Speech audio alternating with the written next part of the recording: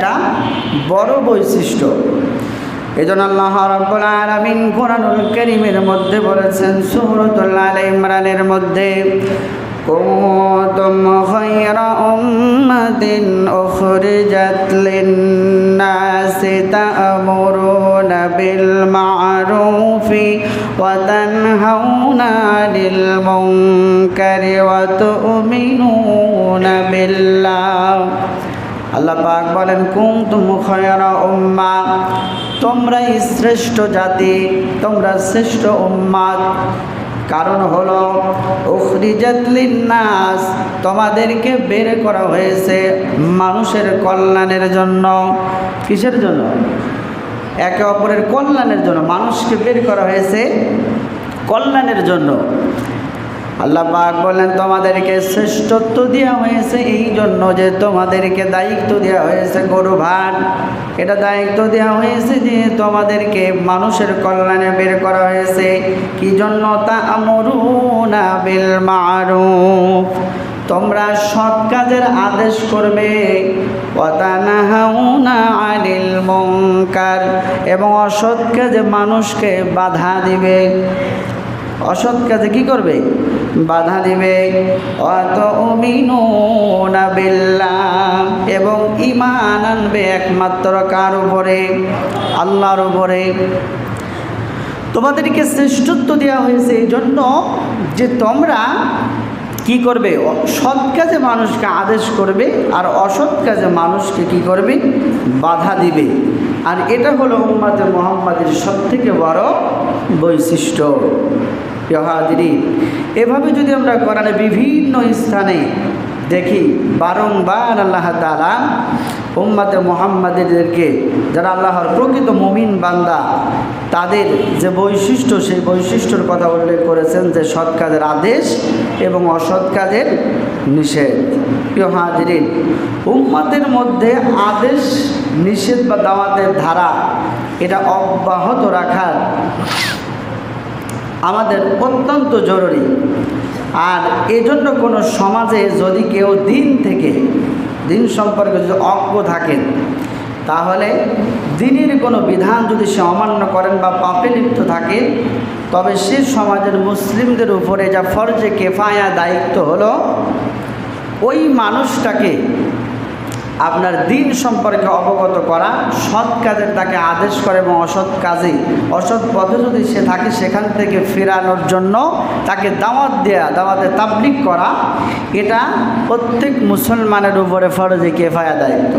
যদি ওই সমাজের কেউ ওই দায়িত্ব পালন না করে, যদি কিছু মানুষও ওই দায়িত্ব পালন করে, তাহলে যে ব্যক্তিরা দায়িত্ব পালন করলো, দাওয়াত দিল, তারা অশেষ সওয়াব পাবে।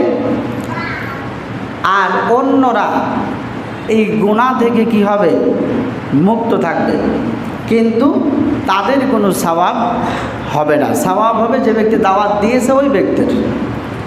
আর এই দায়িত্ব পালন করার কারণে ফরজে কিফায়া হিসাবে সবাই কি দায়িত্ব থেকে মুক্ত থাকবে। কিন্তু যদি ওই সমাজের কেউ ওই ব্যক্তির কাছে দাওয়াত পৌঁছায় না দেয়, সৎ কাজের আদেশ যদি না করে, আর অসৎ কাজে যদি বাধা না দেয়, তাহলে ওই সমাজের প্রত্যেকটা মানুষই কি হবে? গুনাহগার হবে। আল্লাহ রাব্বুল আলামিন কোরআনুল কারীমের মধ্যে বলেছেন, ওয়ালতাকুম মিনকুম উম্মাতুন ইয়াদউনা ইলাল খায়রি ওয়া ইয়া'মুরুনা বিল মা'রুফি ওয়া ইয়া'মুরুনা বিল মা'রুফি ওয়া ইয়ানহাউনা আনিল মুনকার ওয়া উলাইকা হুমুল মুফলিহুন। আল্লাহ পাক বলেন, ওয়ালতাকুম মিনকুম উম্মাহ, তোমাদের মধ্যে এমন একটি দল থাকা প্রয়োজন, এমন একটি গোষ্ঠী তোমাদের মধ্যে থাকা প্রয়োজন, যারা কি করবে? ইয়াদউনা ইলাল খায়রি, যারা মানুষকে আহ্বান করবে, ডাকবে কিসের দিকে? কল্যাণের দিকে। ওয়া ইয়া'মুরুনা বিল মা'রুফ, সৎ কাজের তারা আদেশ করবে। ওয়া ইয়ানহাউনা আনিল মুনকার, এবং অসৎ কাজ মানুষকে নিষেধ করবে, বাধা দিবে। আর যারা এই গুরু দায়িত্ব পালন করবে, যে দল বা যে গোষ্ঠী যারা কি করবে, এই দায়িত্ব পালন করবে, উম্মতকে মানুষকে সৎ কাজের আদেশ করবে, অসৎ কাজে বাধা দিবে। আল্লাহ পাক বলছেন ওয়াউলাইকা হুমুল মুফলিহুন, তারাই হলো পৃথিবীর ভিতরে সবথেকে বড় সফল কাম দল। জোরে বলেন সুবহানাল্লাহ। সবথেকে বড় সফল কাম দল কারা? যারা মানুষকে সৎ পথে আহ্বান করে আর যারা অসৎ কাজে মানুষকে বাধা দেয়, এমন একটা দল যারা মানুষকে সৎ পথের দিকে আহ্বান করবে আর অসৎ কাজে বাধা দেবে, এই দলটা হলো সফল কাম। পৃথিবীতে তো এখন কত প্রকারের দল আছে না? অনেক দল আছে। তাহলে আপনাকে খুঁজতে হবে যে কোন দল সফল কাম। আল্লাহ তাআলার কোরআনের ভাষায় আল্লাহ পাক বলছেন ওই দল সফল কাম যারা মানুষকে কি করে, সৎ পথের আহ্বান করে আর অসৎ কাজে মানুষকে বাধা দেয়, ওই দল হলো সফল কাম। এখন আপনি কোন দলে যাবেন বলেন? ওই দলে যাবেন না শয়তানের দলে যাবেন? পৃথিবীতে দল বহু আছে, আর আরেক রকম দল হচ্ছে দুই রকম। একটা হলো তাগুদের পথ, শয়তানের পথ, আর একটা হলো আল্লাহর দল। যারা আল্লাহর আহ্বানকারী, আল্লাহর পথের দিকে মানুষকে ডাকে, মূলত তারাই আল্লাহর দল। এ দায়িত্ব কিন্তু পালন করে অনেক রকম মানুষ। যেমন ইমাম সাহেব একজন তার বক্তব্যের মাধ্যমে মানুষকে আহ্বান করে, একজন মুয়াজ্জিন তার আজানের মধ্য দিয়ে কি করে, সৎ পথে মানুষকে ডাকে, একজন দাওয়াতে তাবলিগি যে মানুষকে আহ্বান করতে ডাকতেছে। একটা দল আছে আমাদের দেশে যারা সবসময় মানুষকে কি সৎ পথের দিকে ডাকে, তারা নিজেরাও সৎ থাকে। এরপরে এছাড়াও এরকম অনেক রকম মানুষ আছে যারা মানুষকে সৎ পথের দিকে আহ্বান করে ডাকে, তারাই হচ্ছে মূলত কি আপনার সঠিক দল। আর ওই দলের সাথে আপনাকে থাকতে হবে, তাহলে আমি কি সফল কাম। এবং এই দায়িত্ব ভার সবার উপরে একরকম না। পৃথিবীতে যাদেরকে আল্লাহ তাআলা প্রতিষ্ঠা দান করেছেন, ক্ষমতা দিয়েছে, যাদেরকে কি যেই পরিবেশের ক্ষমতা আল্লাহ পাক দিয়েছেন, যেমন একজন মেম্বারের দায়িত্ব তার এলাকার, একজন চেয়ারম্যানের তার যতটুকু এলাকা নিয়ে আছে সেটা দায়িত্ব আছে, একজন পুলিশ মনে করেন একটা থানার যে ওসি যে প্রধান, তারও একটা দায়িত্ব আছে। এরপরে একটা অফিসের যে বস, তার অধীনস্থ যারা আছে তাদের দায়িত্ব আছে তাদেরকে সৎ পথের আহ্বান করা। তো এরকম প্রত্যেকটা মানুষই আমরা কি দায়িত্বশীল। আর আল্লাহ পাক পৃথিবীতে যাদেরকে ক্ষমতা দিয়েছে, যাদের ক্ষমতা আছে, একটা মেম্বার যা করতে পারে, সাধারণত আপনি সাধারণ মানুষ কি তা করা সম্ভব না। একজন যার পাওয়ার যেই রকম, তার পাওয়ার অনুযায়ী সে কি সৎ পথের আহ্বান করবে। এখন পাওয়ার আল্লাহ পাক যাদেরকে দিয়েছেন, পাওয়ার দেওয়ার পরে তাদের কিছু দায়িত্ব আল্লাহ পাক দিয়েছেন। আল্লাহ রাব্বুল আলামিন বলেন, যাদেরকে পৃথিবীতে আমি ক্ষমতা দিয়েছি, ক্ষমতা দিব, তাদেরকে 4টা কাজ করতে হবে। কয়টা কাজ? 4টা কাজ করতে হবে। আল্লাহ পাক বলেন, আল্লাযীনা ইম্মাক্কান্নাহুম ফিল আরদি আকামুস সালাতা ওয়া আতাউয যাকাতা ওয়া আমারু বিল মা'রুফি ওয়া নাহাউ আনিল মুনকার। আল্লাহ রাব্বুল আলামিন বলেন, ওয়ালিল্লাহি আকিবাতুল উমুর। আল্লাহ পাক বলেন, যাদেরকে আমি এই পৃথিবীতে প্রতিষ্ঠা দান করেছি বা ক্ষমতাবান করেছি, তারা প্রথম নাম্বার কাজ করবে হলো তারা সালাত কায়েম করবে। কি করবে? সালাত কায়েম করবে। একজন মেম্বার ঘোষণা দেবে, আমার এলাকার মধ্যে কেউ নামাজ ছাড়া থাকতে পারবে না, সবাইকে নামাজ পড়তে হবে।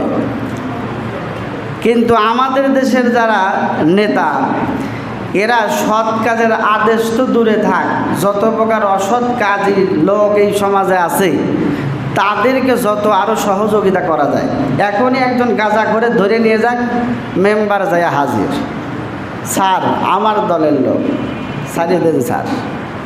কি কথা ঠিক না ভুল বললাম? আজ যদি একজন নেতাকে ধরে নিয়ে যায়, একজন পিস্তল সহ যদি ধরে নিয়ে যায়, তাও যে বলবে স্যার, ফোন করবে না বস, হ্যালো স্যার আমার দলের লোক ছাড়িয়ে দেন। যদি কেউ অস্ত্র সহ ধরেছি, গাঁজা ফেন্সিডিল সহ ধরেছি, ও বলবে স্যার ওইটা সহই ছেড়ে দেন, ও খাক আমার দিক আপনিও খান। এই হলো সমাজের অবস্থা। অথচ আমার আল্লাহ বললেন আল্লাযীনা ইম্মাক্কান্নাহুম ফিল আরদি আকামুস সালাত, যাদেরকে পৃথিবীতে আমি ক্ষমতা দিব তারা প্রথম নম্বরে কাজ করবে, তারা মানুষকে কি করবে?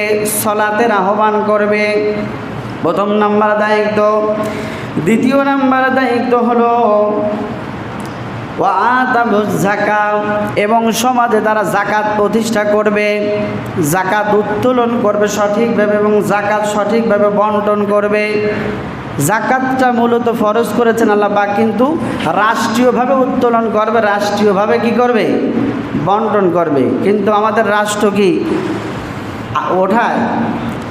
বাংলাদেশে যে সমস্ত বড় বড় ধনী আছে এদের কাছ থেকে যদি সঠিকভাবে যাকাত উত্তোলন করা হতো আর সঠিকভাবে যদি বন্টন করা হয়, খোদার কসম 20 থেকে 30-40 বছর যদি এরকম চলতে থাকে, তারপরে যে বর্তিতে যায় দেখবেন যে আর যাকাত নেওয়ার মতো কোনো লোক আপনি খুঁজে পাবেন না।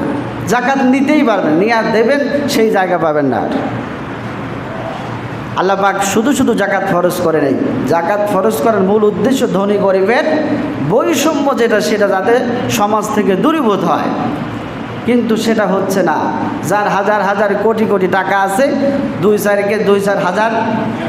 10 লাখ টাকার লুঙ্গি গামছা এরপরে শাড়ি কিনে নিয়ে এসে দিয়ে দিয়েই মনে করতেছে যাকাতকে সব মাফ হয়ে গেল।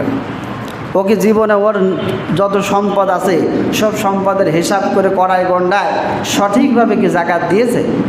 কিন্তু সরকার তো জানে যে ওর কত টাকা ব্যাংকে কোথায় কি টাকা আছে, ইচ্ছা করলে খোঁজ করে তদন্ত করে ওর সব হিসাব ও করবে কি? ওর ঘাড়ে করে দেবে। রাষ্ট্রীয়ভাবে যাকাত উত্তোলন করবে, রাষ্ট্রীয়ভাবে যাকাত কী করবে? যারা প্রাপ্য তাদের মাঝে বন্টন করবে, এটাই ইসলামী শরীয়তের বিধান। এই জন্য আল্লাহ পাক বলেছেন যাদেরকে আমি ক্ষমতা দিব তারা প্রথম নম্বরে করবে আকামুস সালাতা, নামাজ প্রতিষ্ঠা করবে সমাজে, ওয়া আতাবুজ যাকাতা, দ্বিতীয় নম্বর হলো তারা যাকাত দিবে, যাকাত প্রতিষ্ঠা করবে। এরপরে আল্লাহ পাক বলছেন ওয়া আমারু বিল মারুফ, এবং সৎ কাজের তারা আদেশ করবে। কিন্তু আমাদের দেশের যারা নেতারা ক্ষমতা যাদেরকে আল্লাহ পাক দিয়েছেন তারা সৎ কাজে ডাকা তো দূরে থাক, যত প্রকার খারাপই কাজ আছে এখনই যদি যা বলে ভাই আমরা অমুক যা কনসার্ট করব কিছু টাকা দেন, মেম্বার সাহেব বের করে দেয়। কি বের করে দেয় না? কত রকমের যত প্রকার খারাপ কাজ আছে। আবার আপনি বলতে জানো ভাই অমুক জায়গা অমুক বক্স বাজিয়ে মানুষের ঘুম নিষিদ্ধ করতেছে, আপনি তো ইচ্ছা করলে এটাও নিষেধ করতে পারেন, বাধা দিতে পারেন। মেম্বার সাহেব বলবে এর পরবর্তীতে আমার ভোট থাকবে না, না অতএব বাধা দেওয়া যাবে না। কি কথা ঠিক না? এটাই হচ্ছে সমাজের অবস্থা। এইভাবে যদি হয় তাহলে সমাজ কোনোদিন পরিবর্তন হবে? সমাজ কখনো পরিবর্তন হবে না। সমাজ পরিবর্তন করতে হলে অবশ্যই কোরআন এবং হাদিসের কাছে আসতে হবে। আমরা যে শান্তি খুঁজে বেড়াচ্ছি সংস্কৃতি দিয়ে, তা দিয়ে সেটা দিয়ে, এইভাবে কোনোদিন পৃথিবীতে শান্তি আসবে না। শান্তি আসতে হলে সৌদি আরবের মতো দেশে মাত্র কয়টা আইন বাস্তবায়ন আছে বলেন? কোরআনের বিধান কয়েকটা মাত্র আছে। একটা আছে যেমন জেনা করলে তাকে কি করানো হয়?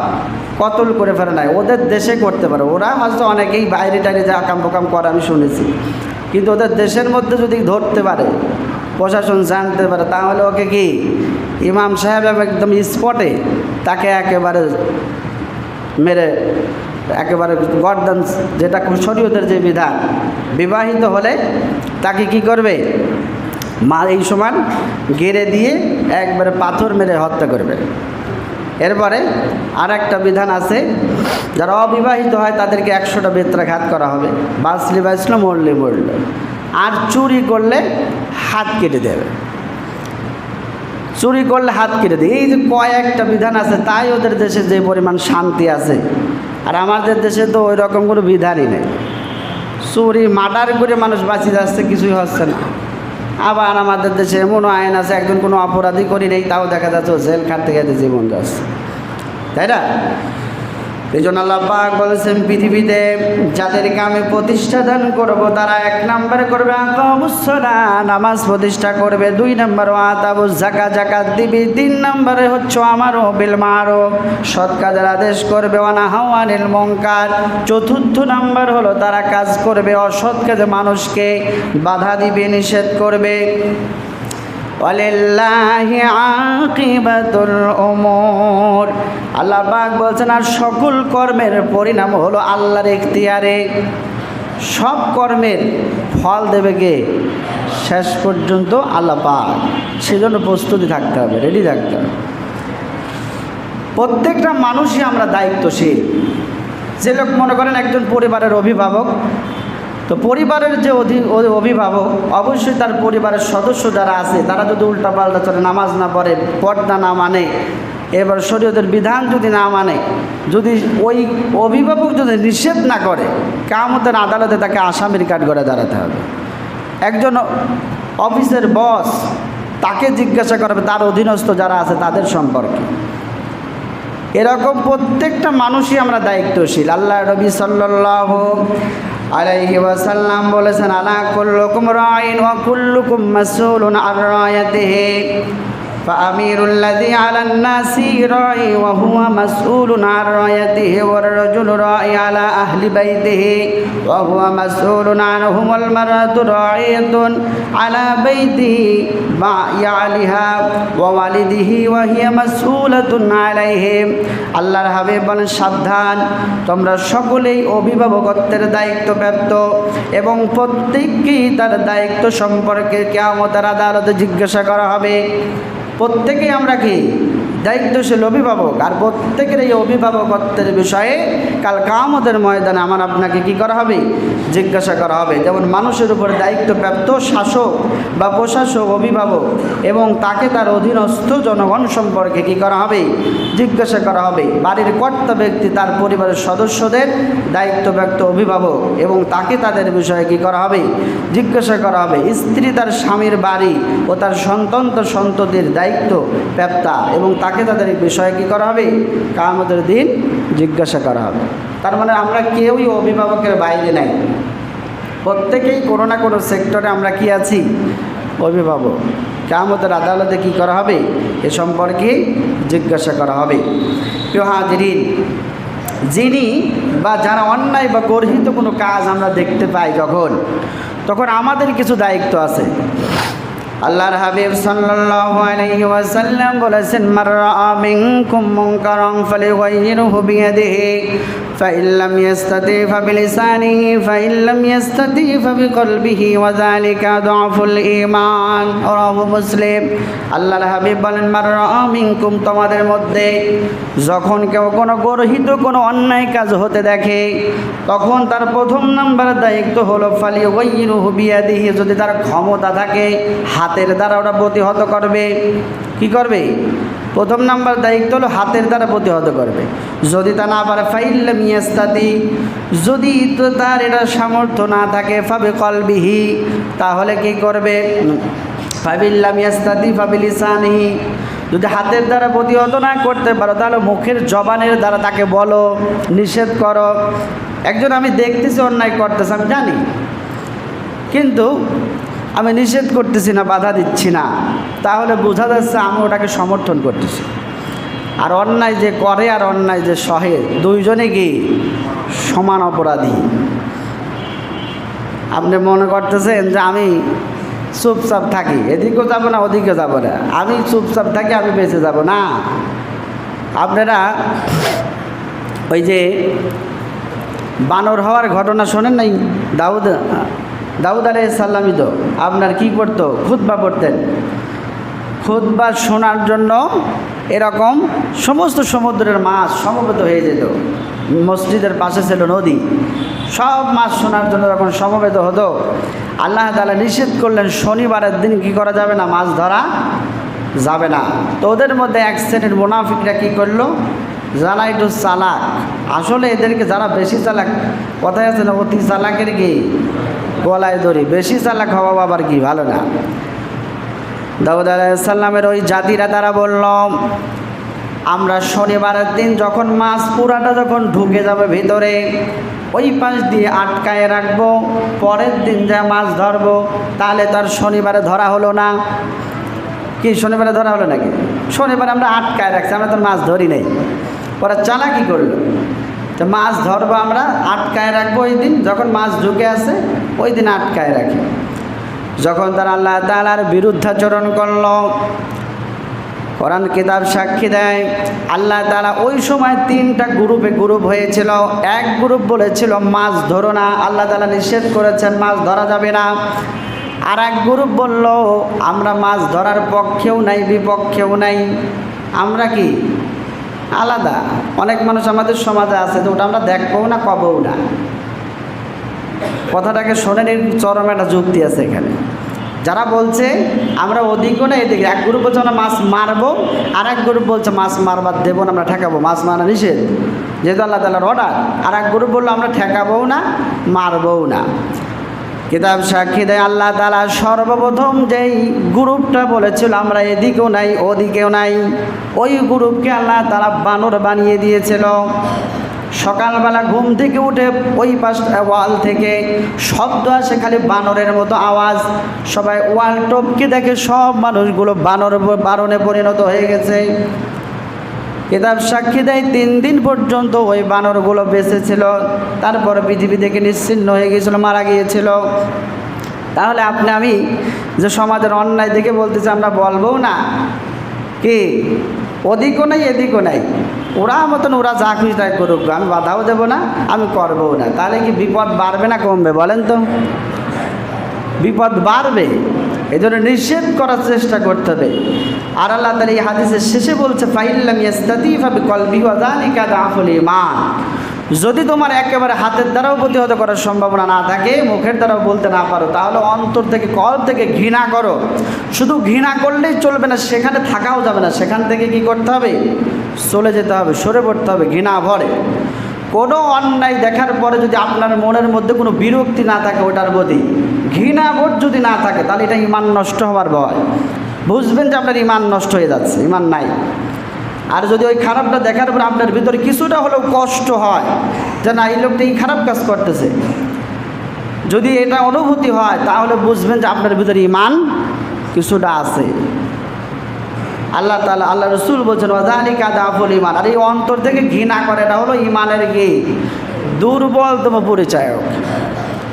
আমরা সবাই বেশিরভাগই খোঁজ করলেই দুর্বল ঈমানের দলেই আছি, কারণ অনেক অন্যায় দেখেও আমরা কি নিষেধ করতে সরাসরি পারতেছি না। আমি আকার ইঙ্গিতে একটু মারি মাঝে মাঝে, কিন্তু সরাসরি বলতে পারি না। এটা আমারও, আমি মনে করি এটা আমার একটা দোষ।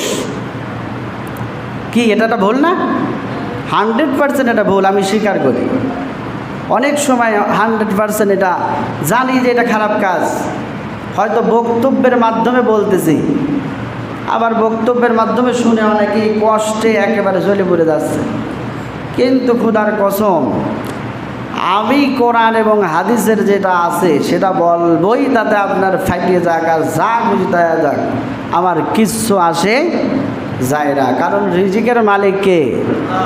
আল্লাহ। আমার রিজিক কোথায় আছে, কোথায় আছে আমার আল্লাহ ভালো জানে। সেখানে আমার আল্লাহ যদি মনে চায় কমলাপুর থেকে ট্রান্সফার করে আর এক জায়গায় নিয়ে যাবে, যেমন ভবানীপুর থেকে ট্রান্সফার করে এখানে নিয়ে আসছে, এখান থেকে ট্রান্সফার করে আল্লাহ পাক সেই জায়গায় আমাকে কি পৌঁছায় দেবে। কারণ রিজিকের মালিক আমি না, আপনিও না, কেউ না। রিজিকের মালিক আমি 100% বিশ্বাস করি আল্লাহর। কারণ যিনি আমাকে সৃষ্টি করে পৃথিবীতে পাঠিয়েছেন, আমার রিজিকের ভারও তার, আমারও তো টেনশন করার দরকার নাই। আমি শুধু চেষ্টা করতে পারি। কি করতে পারি?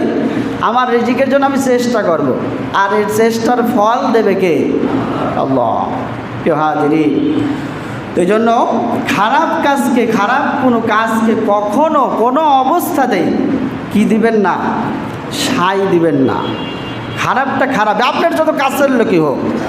আমি মাঝে মনে বলি আমার বাপও যদি কোনো অন্যায় করে, সে অন্যায়টাকে আমি বলবো অন্যায়। আমার বাপ করেছে বিধায় আমি বললাম না আমার বাপ করেছে। আমার অনেক কাছের লোকেরা অন্যায় করেছে, আমি বলতেছি। অনেকেই দেখি বলে যে হুজুর আপনার কাছাকাছির লোক আর আপনি এইরকম বলেন। 100% বলবো, কারণ ওটা অন্যায়। অন্যায়টাকে তো আর আমি সাপোর্ট করতে পারি না, পারি? যদি অন্যায়টাকে আমি সাপোর্ট করি তাহলে তো আমি মানুষই না, আমি তো ওই দলেরই লোক হয়ে গেলাম। এটা করতে পারবো না। প্রিয় ভাইরা আমার, আল্লাহ পাক বলছেন, ইয়া আইয়ুহাল্লাযীনা আমানু কু আনফুসাকুম ওয়া আহলিকুম নারা। দুনিয়ার হে ঈমানদারেরা, ইয়া আইয়ুহাল্লাযীনা আমানু, যারা ঈমান এনেছো, কু আনফুসাকুম, তোমরা নিজেরা জাহান্নামের আগুন থেকে বাঁচো। ও আনফুসাকুম ওয়া আহলিকুম নারা, এবং তোমাদের যারা আহাল পরিবার আছে তাদেরকেও জাহান্নামের আগুন থেকে বাঁচাও। খালি আমি একা জাহান্নামের আগুন থেকে বাঁচলে হবে না, আপনাদেরকেও জাহান্নামের আগুন থেকে গিয়ে বাঁচানোর দায়িত্ব আমার। আপনার দায়িত্ব আপনার পরিবারের। আপনার সন্তান নামাজ পড়েন, আপনার স্ত্রী নামাজ পড়েন, আপনার স্ত্রী বেপরদায় চলে, এটা আপনার দায়িত্ব। শুধু আপনি নামাজ পড়তেছেন মসজিদে এসে, কিন্তু আপনার স্ত্রী নামাজ পড়েন, আপনার সন্তান নামাজ পড়েন, আপনার স্ত্রী বেপরদায় চলাফেরা করে, আপনার সন্তান, আপনার মেয়ে বেপরদায় চলাফেরা করে, আপনার ছেলে গান বাজনা করে বেড়ায়, আপনি নিষেধ করেন না, বাধা দেন না। এটাকে ইসলাম